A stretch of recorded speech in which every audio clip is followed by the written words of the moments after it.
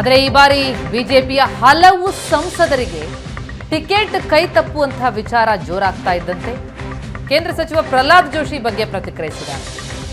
8 ಸಲ ಗೆದ್ದವರಿಗೆ ಟಿಕೆಟ್ ಕೊಟ್ಟಿದ್ದಾರೆ, ನಮಗೂ ಕೊಡ್ತಾರೆ ಅಂತ ಹುಬ್ಬಳ್ಳಿಯಲ್ಲಿ ಕೇಂದ್ರ ಸಚಿವ ಪ್ರಹ್ಲಾದ್ ಜೋಶಿ ಹೇಳಿಕೆ. ಊಹಾಪೋಹಗಳಿಗೆಲ್ಲ ನಾನು ಉತ್ತರ ಕೊಡಲ್ಲ, ಯಾರಿಗೆ ಟಿಕೆಟ್ ಕೊಡಬೇಕು ಅನ್ನೋದನ್ನ ಹೈಕಮಾಂಡ್ ತೀರ್ಮಾನಿಸುತ್ತೆ. 2-3 ದಿನಗಳಲ್ಲಿ ಟಿಕೆಟ್ ಫೈನಲ್ ಆಗುತ್ತೆ ಎಂದಿದ್ದಾರೆ ಜೋಶಿ. ಕೇಂದ್ರ ಸಚಿವ ಪ್ರಹ್ಲಾದ್ ಜೋಶಿ ಅವರ ಹೇಳಿಕೆ ಇದು.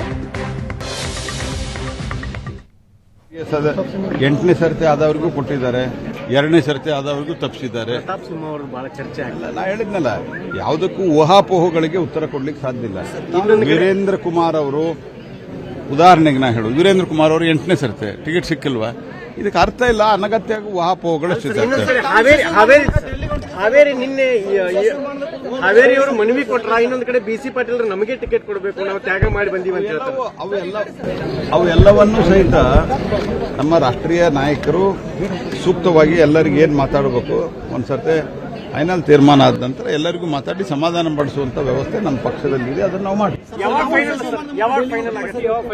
ನಾನು ವಿಶೇಷ ವಿಮಾನ ಮೂಲಕ ಹೊಂಟಿಲ್ಲ. ಇವತ್ತು ನಮ್ದು ಇಲೆಕ್ಷನ್ ಕಮಿಟಿ ಮೀಟಿಂಗ್ ಇತ್ತು, ಅದು ಈಗ ಮುಂದಕ್ಕೆ ಹೋಗಿರೋದ್ರಿಂದ ನಾನು ಯಡಿಯೂರಪ್ಪನವ್ರು ಇಲ್ಲಿಂದ ಒಟ್ಟಿಗೆ ಹೋಗೋರಿದ್ವಿ.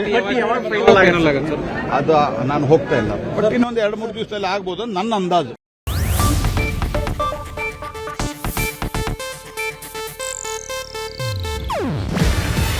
ಇದು ಏಷ್ಯಾನೆಟ್ ನ್ಯೂಸ್ ನೆಟ್ವರ್ಕ್ ಪ್ರಸ್ತುತಿ. ನೀವು ನೋಡ್ತಿದ್ದೀರಾ ಏಷ್ಯಾನೆಟ್ ಸುವರ್ಣ ನ್ಯೂಸ್.